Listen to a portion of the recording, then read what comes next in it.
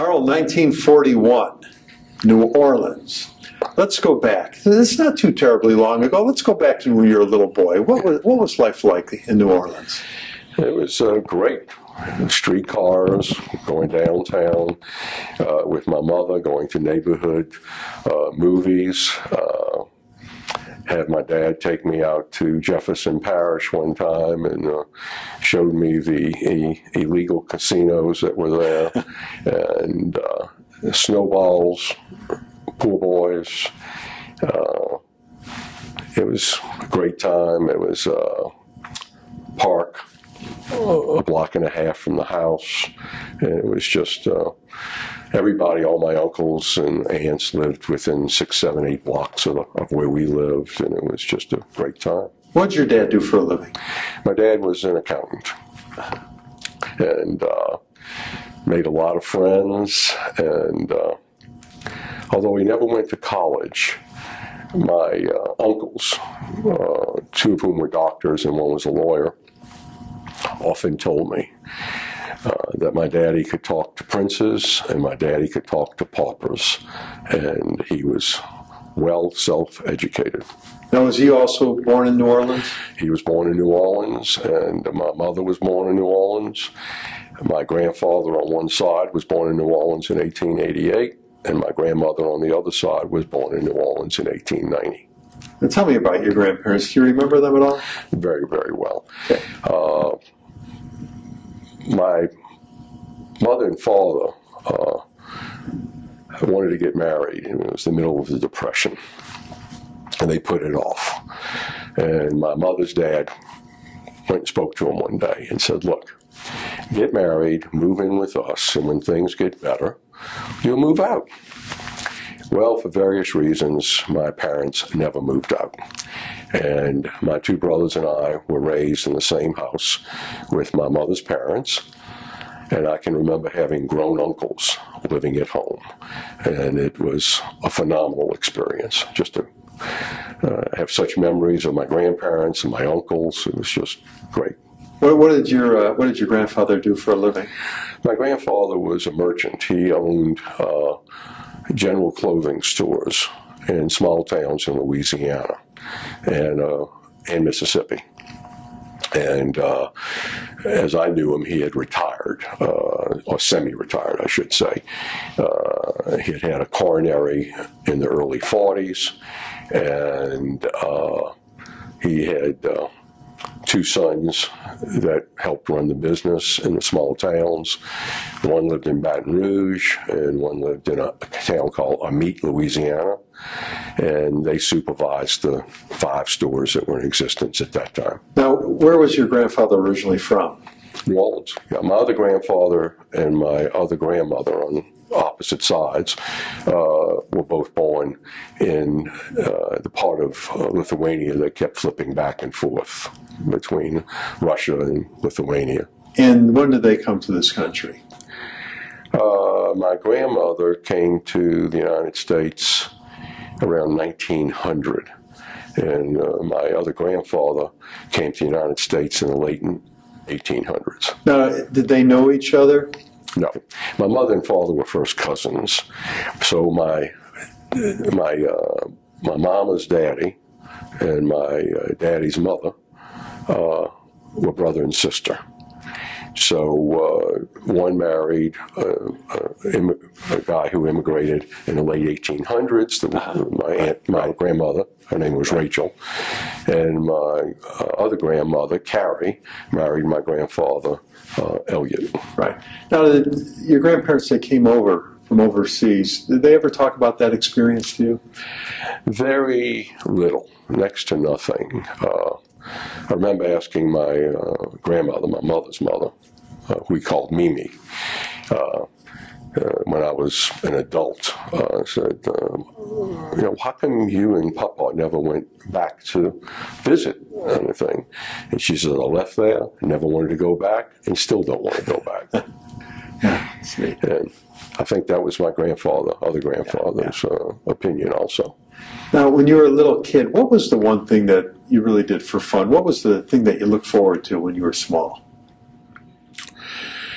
Had friends who lived very close, and we'd all get on our bicycles on the weekend. And I can remember my mother giving me a handful of nickels and some other money, and we would get up in the morning and ride all over New Orleans. And the only rule was I had to call my mother every hour to tell her where we were and where we were going. And we'd be gone just about the whole day. Now back then, though, it wasn't like I take the cell phone out of my pocket and call Mom. No, you found the payphone. You had to find a payphone. When I think back on the areas we rode our bicycles to, I cannot believe I pedaled that far. You were born in 1941. Obviously, you don't remember World War II, but did it affect your family at all? I think the way it affected the family was that I had uncles on both sides who went overseas. One uncle went to Alaska, I remember, and another uncle from my daddy's side, that was an uncle from my mother's side, uncle from my daddy's side was in Burma.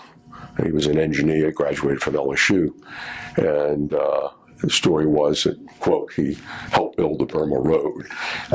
Having been in the Army and recognizing what I did as an officer, I can't say that my uncle really helped build the Burma Road, but I'm sure he did something on it.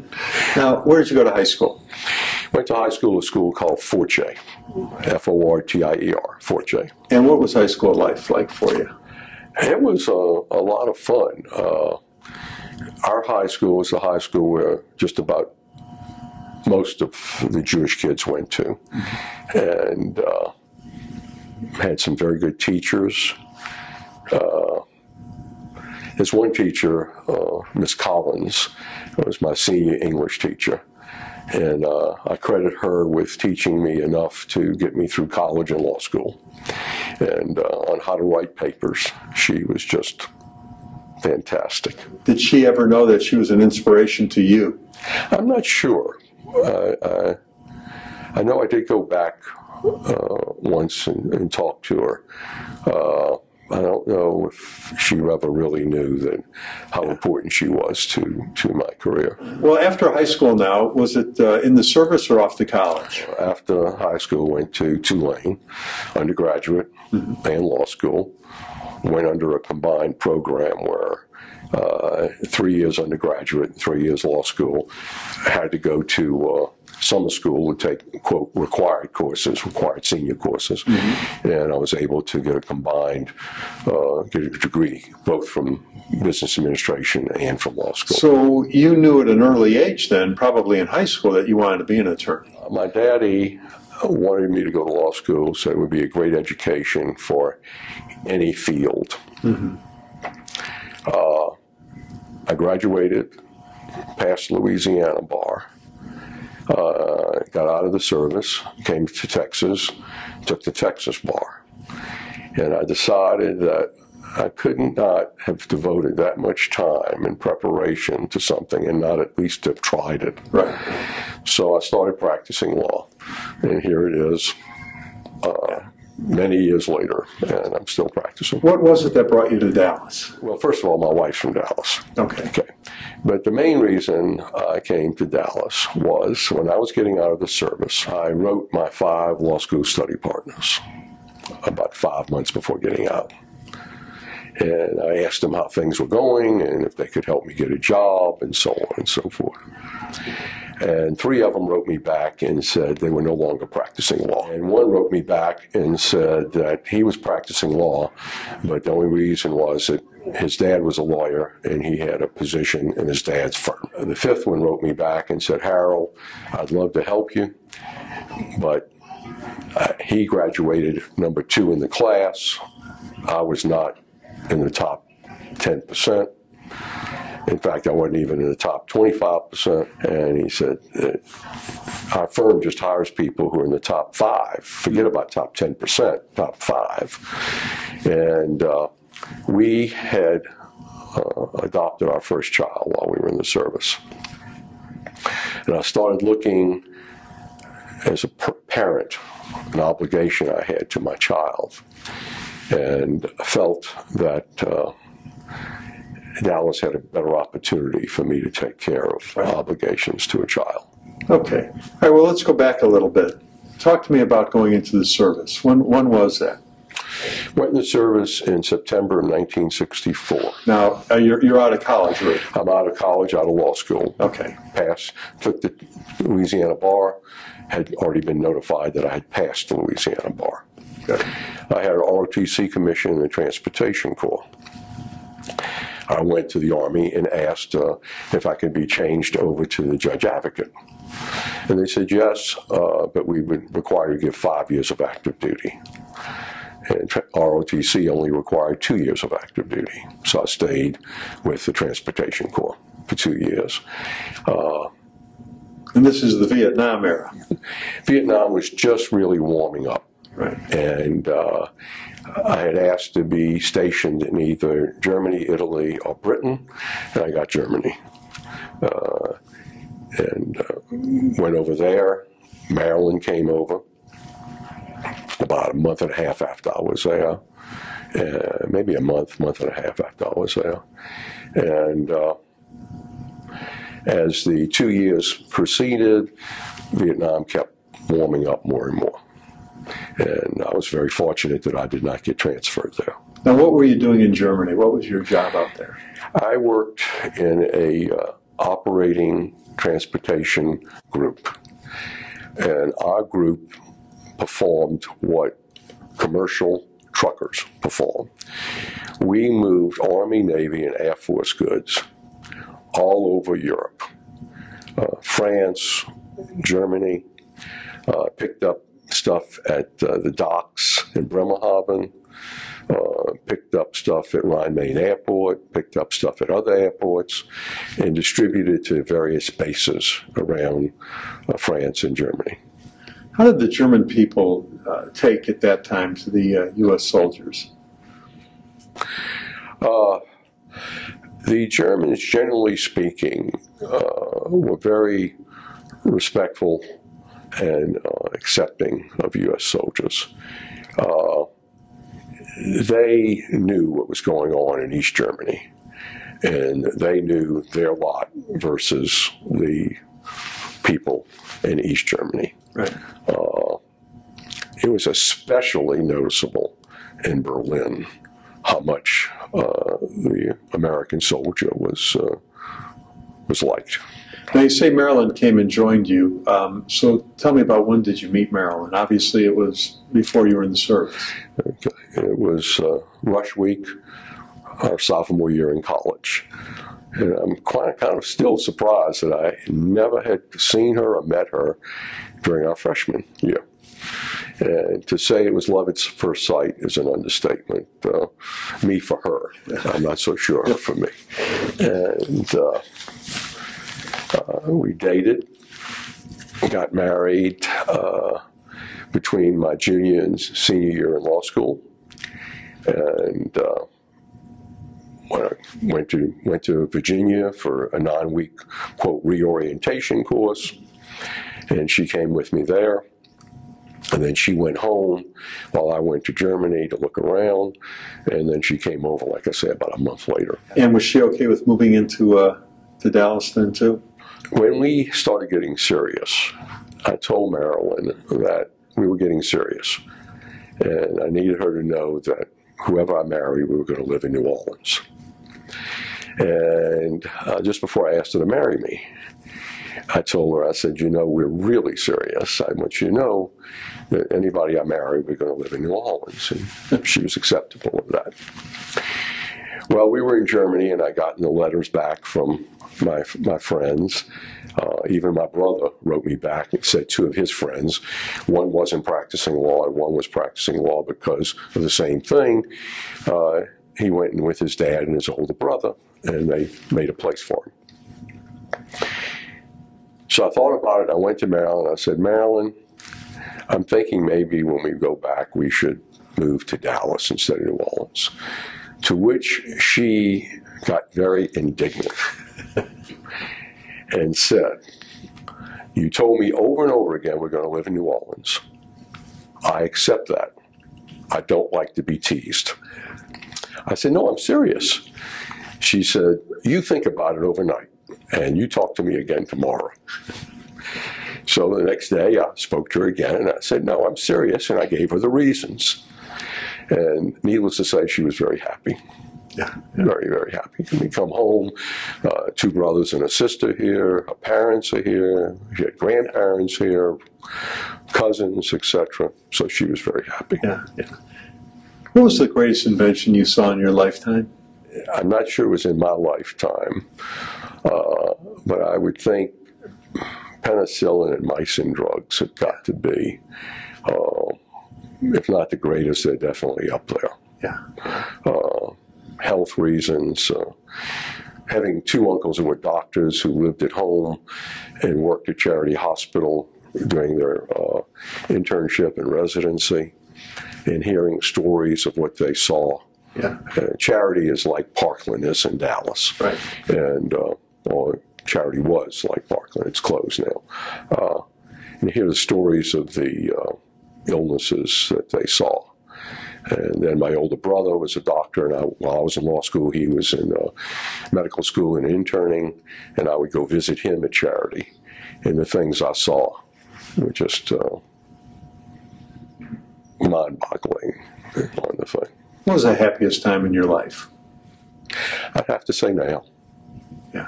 I have had many, many happy times. Marilyn, our first child, each child after that. I'm a child nut. And what's the one thing that you and Marilyn would do together that you would never tell your kids, but now they're old enough, so now you can tell them? The only thing I can think of off the top of my head is when we were stationed in Germany, the Autobahn did not have speed limits. And I can remember driving with Marilyn in the car, 100 miles an hour. And you may not believe this, but driving 95, 100 miles an hour, there were cars that passed me. As soon as we got Eric, that drastically changed. I did have to drive probably 80 to keep from being just totally run over. But no more 100 mile an hour cars. Yeah. And just, no. Now, in your lifetime, there's been so many momentous occasions. You lived through the Vietnam War era, of course, President Kennedy assassination here in Dallas. Something good, the moon landing in '69, of course, the tragedy of 9/11. Was there something on the national scene that really affected you, that you knew exactly where you were when it happened? Well, there are 2 times I know exactly where it happened. One time was, unfortunately, when Kennedy was shot. I was still at Tulane in law school, and I can remember exactly where I was, and someone told me that, and I went to the student center, to a coffee shop, because they had a TV there, and I thought to myself, surely someone is telling a joke. Unfortunately, Kennedy was not the most liked president in New Orleans. There were a lot who did, but there were a lot who didn't. And so when he was shot, I thought someone was making a bad joke. So I remember that well. And the second one was that when Nixon resigned, my wife and I were in Mexico. We were in Mexico to pick up our 2 oldest children, who at that time were probably about 10 and 7. We had a live-in Mexican maid, wonderful, wonderful woman named Mary. And she would always tell our kids about all the things she did in Mexico, all the things she did on that little farm, and so on and so forth. And she made the mistake of telling them that one day she was going to take them there. And Marilyn and I got caught up in it, and I can't believe my in-laws didn't veto this, but we agreed for her to take the 2 kids with her to Mexico by herself. And you only had 2 kids at the time? No, at the time we had 4. Okay. But the little ones were 2 and 1. Right, okay. Okay, or 3 and 2. And we agreed to let her take them to Mexico. And she took them by herself, took them by bus, had to cross the border. We had notarized letters for her. And then we flew down to Mexico like 2 weeks later and drove to this little town out in the middle of nowhere and picked up the boys and came back. And if any of my kids said they were going to let their 10 or 9-year-old and 6 or 7-year-old go with their living woman to out the boondocks of Mexico, I would veto it somehow. I can't believe I did that. Yeah. But they had a great time. Oh, gosh, they still talk about it. Yeah. They had a fantastic time. Yeah. You and Marilyn have been married 50 years. You have the 4 sons and 7 grandkids. So what advice do you want to leave to those grandbabies? The advice I want to leave to them is what my grandparents taught me, what my parents and my in-laws taught me, which is family is family. They're your brothers and sisters. They're your cousins. You protect them. You take care of them. You do not let people speak ill of them. If they do something wrong, you speak to them privately. You do not expose them. And do not allow other people to do that. Over the years, you will have friends, very, very, very close friends, but friends will come and go. Your brothers will always be your brothers, and they will always stand with you. That's great advice. Before we started, you wanted to make sure you mentioned your in-laws. Well, I want to mention my in-laws and my grandparents and also my parents. One of the reasons, if not, I can't say it's the only reason, but one of the main reasons that Marilyn and I are so active in various charities, especially Jewish charities, is we had tremendous inspiration. My wife's parents were I don't think I'm exaggerating when I say they were icons. My father-in-law was president of the Federation, president of Golden Acres. He was president of the synagogue. I'm sure I've left something out that he was active in. And what was his name? Irvin Bonsky. Okay. And his wife, Frances, my mother-in-law. And the thing I remember often was how much support my mother-in-law was from my father-in-law in doing this. And just, if it was a Jewish charity, my father-in-law gave to it. My daddy and my mother in New Orleans welcomed and became very friendly with many who were then called refugees. Survivors of the Holocaust, etc. And I can remember being taken to homes to visit or having them come visit on the thing.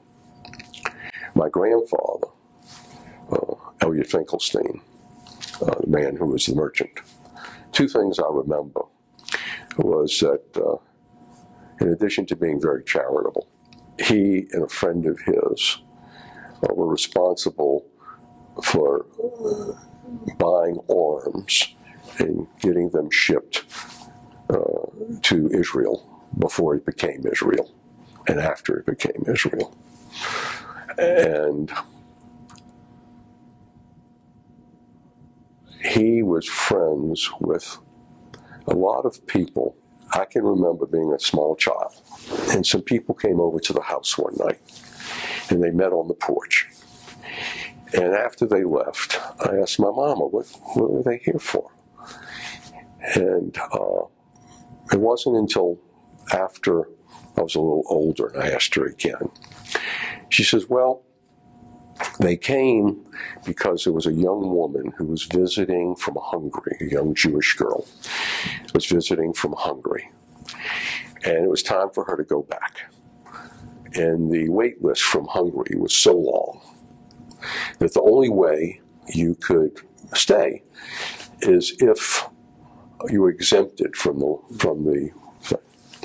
And the only way to get exempted is to have Congress pass a special act for this person.